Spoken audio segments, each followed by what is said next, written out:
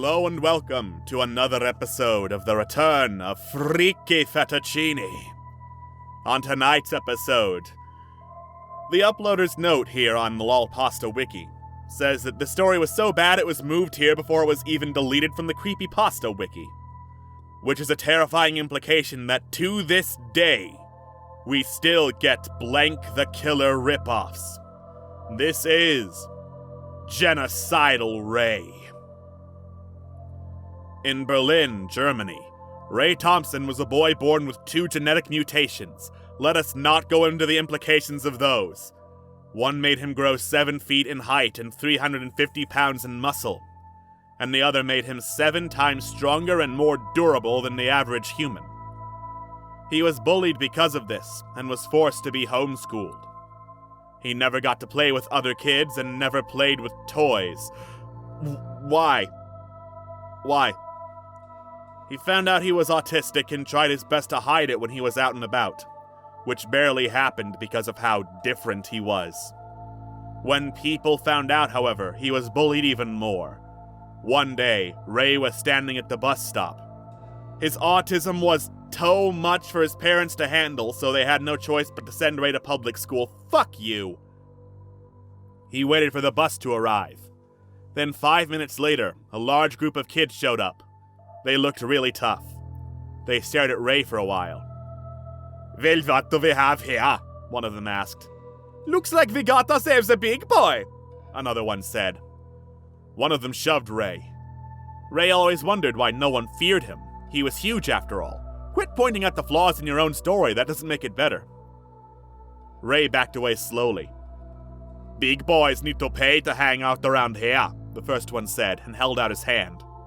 Was he expecting money from Ray? Ray was confused. Then the first one got annoyed after not getting paid, and kicked Ray in the knee. That didn't seem to do anything. Then one of the others gave him a bat, and he hit Ray's knee again with it. Holy shit! Are these elementary school kids? Ray was durable, but he wasn't used to this kind of abuse. He fell on one knee and was down to his abuser's height. "Listen to me, you big dumbass! When I want your money and I don't see it, they don't have a good day." I don't know who they are, but sucks for them, I guess, he said, and spitted at Ray. Ray felt scared.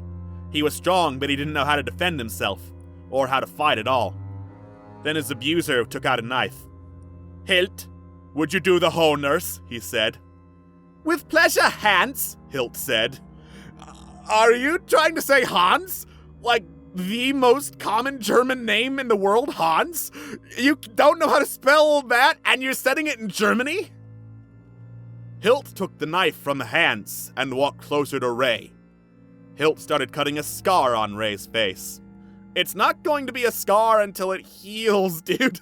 Yes, I know. Scars don't heal, but you don't wound someone and immediately, oh, that's a scar. You don't know that for sure. Ray wasn't used to pain because of how durable he was. It hurt so much, Ray screamed for help, but Hans covered his mouth. "Shut up!" he snapped. Once Hilt was done, he pulled the knife away. Hans then punched Ray in the face. Ray just looked at him. Ray felt something he had never felt before. Not fear, not anymore. It was rage. Ray grabbed Hans by the throat and pushed him away. Hans went a good 8 feet away before falling to the ground. "You son of a..." But Hilt was cut off by a punch to the face. The others started attacking Ray. They tried to get Ray on the ground, but he was too strong. He shoved them all away one by one. He then walked over to Hans and said, "You're an asshole!" I guess that's his Jeff the Killer ripoff catchphrase. "You're an asshole!" Hans got on his feet and started punching and kicking Ray. Ray's durability overpowered all of Hans' attacks. Ray shoved Hans away and grabbed his foot and pulled him up. Then, Ray snapped Hans' leg the wrong way. Hans screamed in pain. Ray noticed the bus was arriving. He panicked and ran to his house. He told his parents everything. In fear of Ray going to jail for attacking people who assaulted him with a bat and a knife, and evidence would be right there if there's a scar, they decided to move to America. Ray got settled in at his new home. Ray went to school and had a great time. No No one made fun of him, no one threatened him. He was safe. One night, Ray was on the internet. He was going wrong through the deep web for no reason other than discover new things. Then he came across the local killers. They were known as Jeff the Killer, Jane the Killer, Nina the Killer, and Homicidal Lou. Their canon was fucked up. Some of them might have been dead, some of them might not have been. Also, where's Alex the Stabber? Ray wanted to know more about these killers, but he was concerned about his and his parents' mental health, so he blew it off. Why was he concerned about his parents? The next day, there was a knock on Ray's door. His mother opened up. It was the police. What were they doing here? You Ray Thompson? One of the officers asked. Yeah, Ray said. You're under arrest for attacking an attempt of murder Hans Mixon in Berlin, Germany, the other officer said. What? ? Exclamation point period. He was never safe. He knew it was coming. You're gonna be locked up for a long time, said the first officer, looking at this battered and scarred child, basically. I'm not sure how much time has passed. I'm assuming child or high school student, because that's how they always are. His mother was covering her mouth, trying to hold back her tears. His dad came in to see what was going on. His mother told him everything, and he was outraged. He told them to leave, but they weren't going to because, wow, these are corrupt-ass cops to try and, arrest someone for self-defense in Germany. One of the officers then took out some handcuffs and told Ray to hold out his wrists. Ray refused.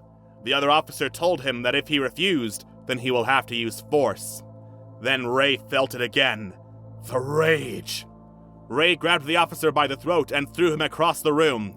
The other officer tried to pull out his taser, but Ray threw a lamp that was near him at the officer's head. His parents were wide-eyed and scared-looking. Ray was back to reality and saw what he did. He suddenly started running the other way. He ran to the woods and stopped.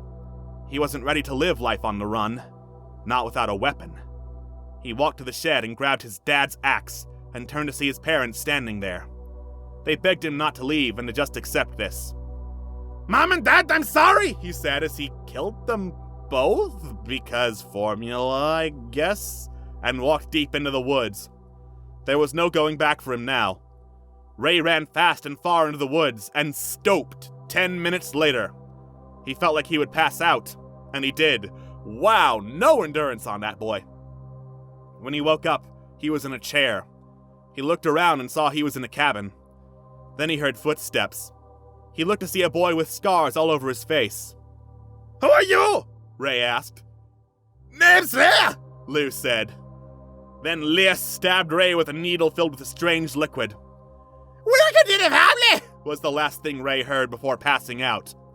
Since then, Ray's only thought was one thing.